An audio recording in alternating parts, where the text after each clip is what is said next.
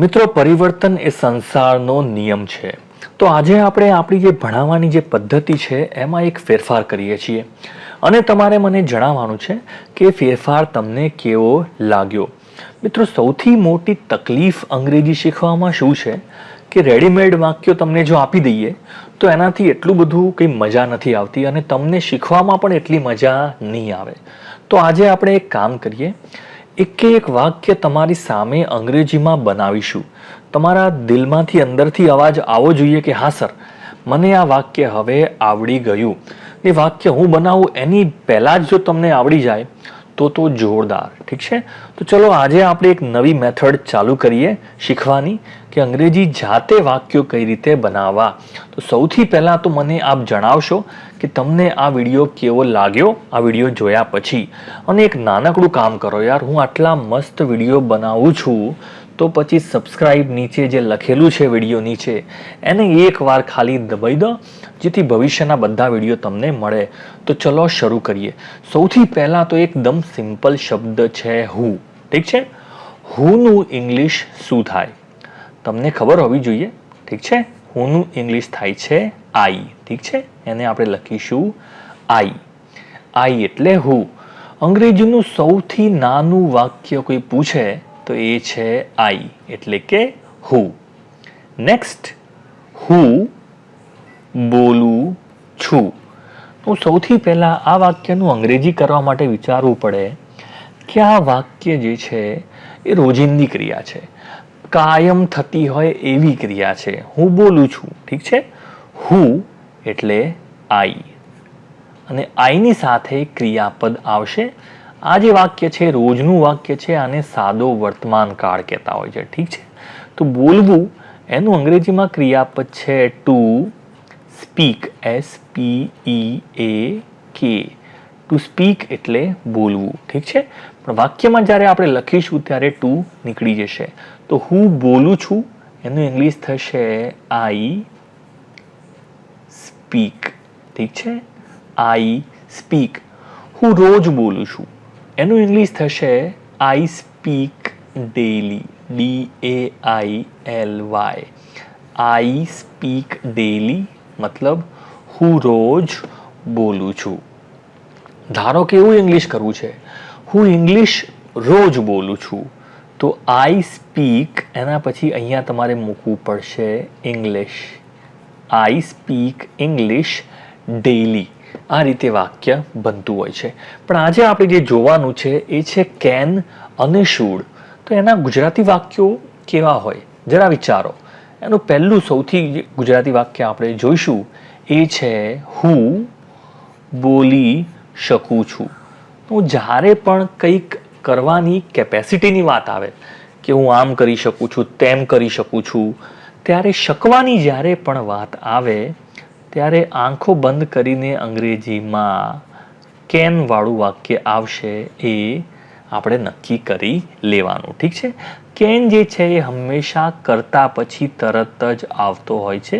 કરતા એટલે subject. I, V, you આ આપણે બધું આગળ ભણી ગયેલા છે. આને કરતા કહેવાય છે. ઠીક છે? સો હું બોલી શકું છું, આઈ સૌથી પહેલા આઈ આવશે. હું બોલું છું જે ડેલી વાત કરી એમાં આપણે સ્પીક લખતા હતા. રાઈટ? આઈ સ્પીક મતલબ હું બોલું છું, રોજ બોલું છું. I can speak. આઈની જોડે કેન મૂકી દેવાનું છે. I can speak. એકવાર ફરીથી આપ આંખો બંધ કરીને આ વાક્ય બોલો. હું બોલી શકું છું. I can speak. I can speak. Speak એ ક્રિયાપદ છે, એનો મતલબ થાય છે બોલવું. ઉદાહરણ તરીકે આઈ કેન રીડ. READ. રીડનો મતલબ થાય છે વાંચવું. તો હું વાંચી શકું છું. I can read. ઠીક છે? I can read. આ રીતે વાક્ય બને. બીજું ઉદાહરણ લઈ લઈએ. ચલો. હું લડી શકું છું. આનું વાક્ય તમારે મને કહેવાનું છે. કઈ રીતે કરશો? હું એટલે આપણે લખીશું આઈ. લડવું એનું ક્રિયાપદ પહેલા તો આપણને આવડવું જોઈએ. લડવું એટલે ટુ ફાઇટ, FIGHT. આ સ્પેલિંગ આપણે વાપરતા હોય જનરલી, રોજ વાપરીએ તો યાદ રહી જતા હોય છે.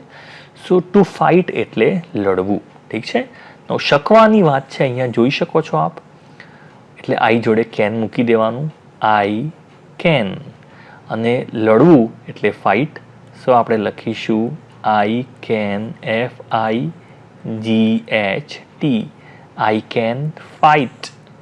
આઈ કેન ફાઇટ, હું લડી શકું છું. બરાબર છે. એકવાર ફરીથી યાદ રાખો, આઈ કેન ફાઇટ, હું લડી શકું છું. નેક્સ્ટ, હું ગાઈ શકું છું.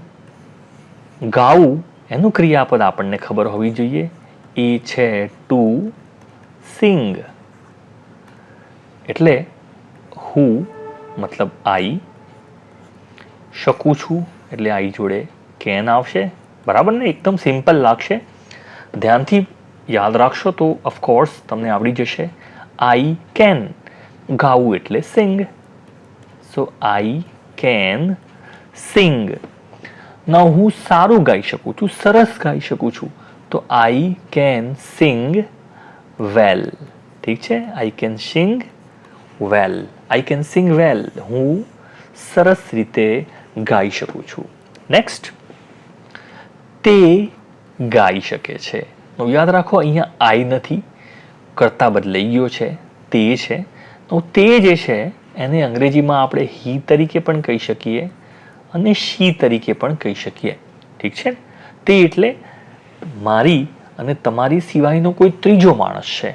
ઠીક છે. એ છોકરો હોય તો હી વાપરીશું, છોકરી હોય તો શી વાપરીશું. ઠીક છે. અને કોઈ પ્રાણી હોય કે કોઈ પક્ષી હોય કે કોઈ વસ્તુ હોય તો એના માટે ઇટ વાપરી શકાય. તો આ વાક્યમાં ધારો કે આપણે હી લઈએ છીએ. સો હી, HE, હી. નાઉ એની જોડે શકવાની વાત છે, એની કેપેસિટીની વાત છે, કંઈક કરી શકવાની વાત છે. સો હી કેન, તો ગાવાનું ક્રિયાપદ આપણને ખબર જ છે, સિંગ. સો હી કેન સિંગ, તે ગાઈ શકે છે. ઠીક છે. શી, છોકરી હોય તો શી કેન સિંગ, એ રીતે મૂકી શકાય છે. ઠીક છે. નેક્સ્ટ, પક્ષીઓ ઉડી શકે છે. અગેન શકવાની વાત છે એટલે કેન તો આવશે જ. ઠીક છે. તો ઉડવું, અહીંયા ક્રિયા ઉડવાની છે.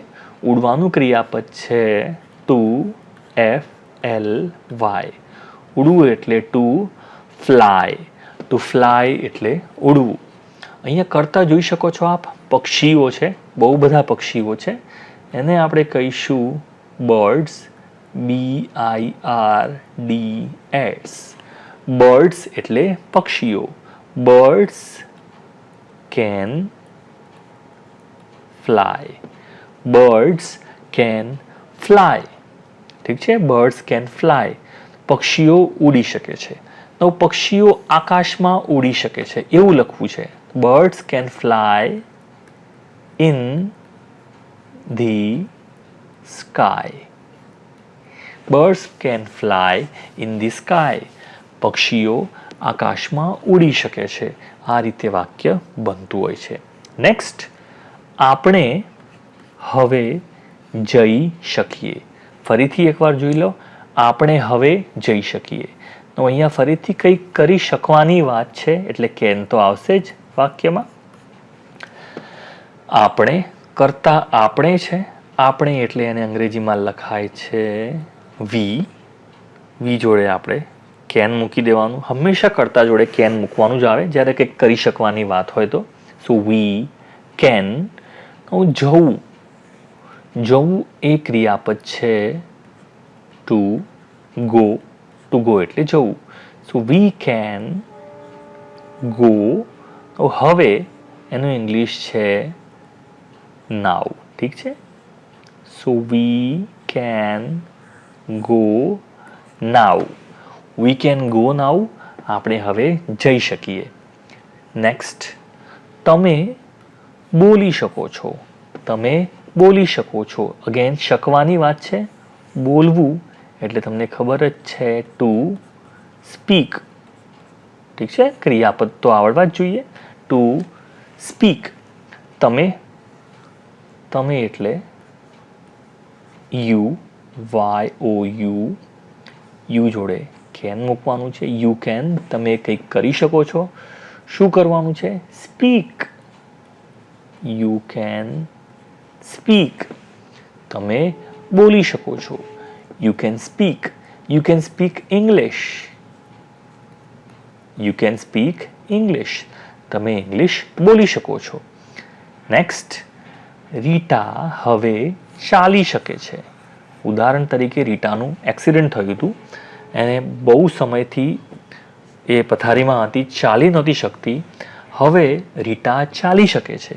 તો આ વાક્યમાં ચાલવું, ઠીક છે, ચાલવું એનું ક્રિયાપદ છે ટુ વોક, WALK.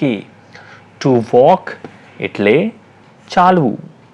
અહીંયા કરતા કોણ છે? સૌથી પહેલા તો રીટા. સો આપણે નામ લખીશું રીટા.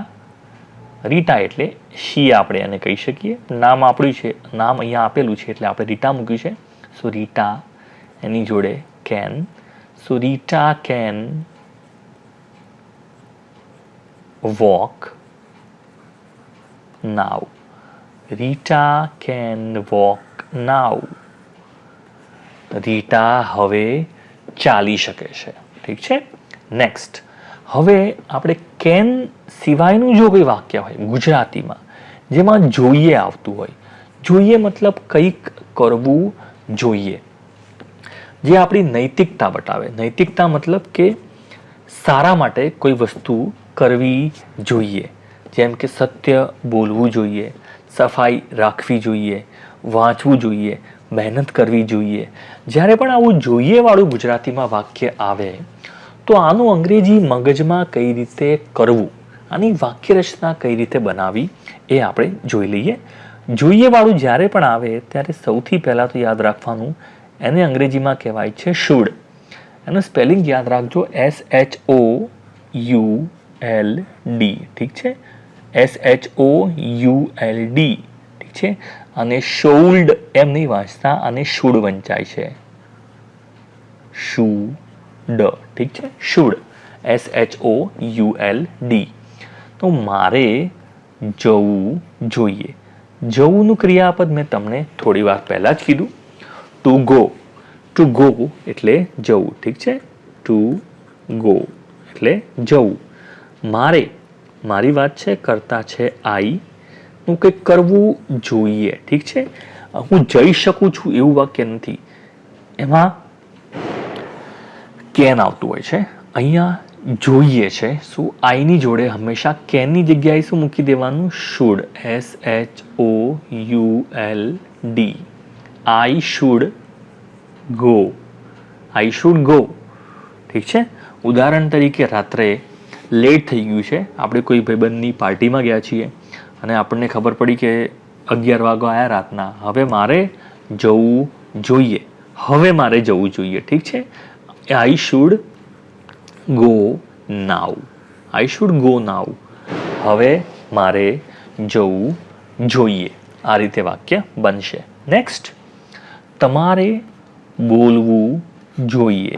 ઠીક છે, તમારે બોલવું જોઈએ. જો તમને ના ગમતું હોય કે તમને કંઈ પ્રોબ્લેમ હોય તો તમારે બોલવું જોઈએ. આપણે આવું બોલવું છે ગુજરાતીમાં. તો અગેન જોઈએ એવું વાક્ય છે એટલે શુડ તો આવશે જ, SHOULD. તમારે કરતા છે યુની જોડે શુડ આવશે, SHOULD. You should. બોલવું એટલે સ્પીક. યુ શુડ સ્પીક, તમારે બોલવું જોઈએ. ઠીક છે, તમારે બોલવું જોઈએ. You should speak. ઉદાહરણ તરીકે તમારે આભાર માનવો જોઈએ. યુ શુડ, તમારે ભગવાનનો આભાર માનવો જોઈએ. તો વાક્ય થશે યુ શુડ થેન્ક. થેન્ક એટલે આભાર માનવો. You should thank God. You should thank God. તમારે ભગવાનનો આભાર માનવો જોઈએ કે તમે અત્યારે જીવતા છો, શ્વાસ લઈ રહ્યા છો અને આ વિડીયો જોઈ રહ્યા છો. You should thank God.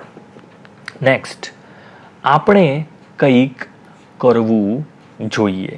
તો કરવું એનું ઇંગ્લિશ છે ટુ ડુ. આ ક્રિયાપદ છે. કંઈક, કંઈક એટલે થશે સમથિંગ. સમથિંગ એટલે કંઈક. કરતા અહીંયા છે આપણે, એટલે થશે એનું વાક્ય વી. કરતા છે, જોડે આવશે should. We should do, DO. ઠીક છે, વી શુડ ડુ કંઈક એટલે something, SOMETHING. We should do something. આપણે કંઈક કરવું જોઈએ. નેક્સ્ટ, તેઓએ પૂછવું જોઈએ. ઉદાહરણ તરીકે એ લોકો જતા રહ્યા, પણ જતા પહેલા એ લોકોએ મને પૂછવું જોઈએ, આવું આપણે બોલવું છે. તો તેઓ એટલે એનું થશે સબ્જેક્ટ ધે. ઠીક છે, ધેની જોડે બધાની જોડે શુડ જ આવે છે, SHOULD. ધે શુડ પૂછવું, એનું ક્રિયાપદ છે ટુ આસ્ક, ASK. શું they should ask. They should ask, તેઓએ પૂછવું જોઈએ. તેઓએ મને પૂછવું જોઈએ. They should ask me. They should ask me. તેઓએ મને પૂછવું જોઈએ. નેક્સ્ટ, મનોજ એ વાંચવું જોઈએ. પરીક્ષા છે તો મનોજે વાંચવું જોઈએ, એને ટીવી ના જોવું જોઈએ. ઠીક છે, તો આનું ક્રિયાપદ વાંચવું, એનું ક્રિયાપદ થશે to read, READ, read. So Manoj, MANOJ, Manoj should. ઠીક છે, કરતા જોડે શુડ મૂકી દઈશું. Manoj should read. Manoj should read, એને વાંચવું જોઈએ. એવું બોલવું છે કે મનોજે ટીવી ના જોવું જોઈએ. ઠીક છે, તો એ કિસ્સામાં શું આવશે? મનોજ શુડ. નવ ટીવી ના જોવું જોઈએ. નવ જોવું એનું ઇંગ્લિશ છે ટુ વોચ. ઠીક છે, તો એ કિસ્સામાં વાક્ય બનશે મનોજ શુડ. નવ ના જોવું જોઈએ તો શુડ નોટ આવશે. મનોજ શુડ નોટ, જોવું એટલે watch. Manoj should not watch TV. તો આ વાક્ય મનમાં એકવાર બોલી જુઓ. Manoj should not watch TV. Manoj should read. મનોજે ટીવી ના જોવું જોઈએ, મનોજે વાંચવું જોઈએ. મિત્રો, આપને આ લાઈવ વિડીયો કેવો લાગ્યો અમને નીચે કમેન્ટમાં જણાવો. કંઈ પણ ડાઉટ હોય તો નીચે પૂછો. સબસ્ક્રાઇબ બટન પર ક્લિક કરવાનું ના ભૂલતા અને આને મિત્રો જોડે શેર કરો, લાઈક કરો. Thank you.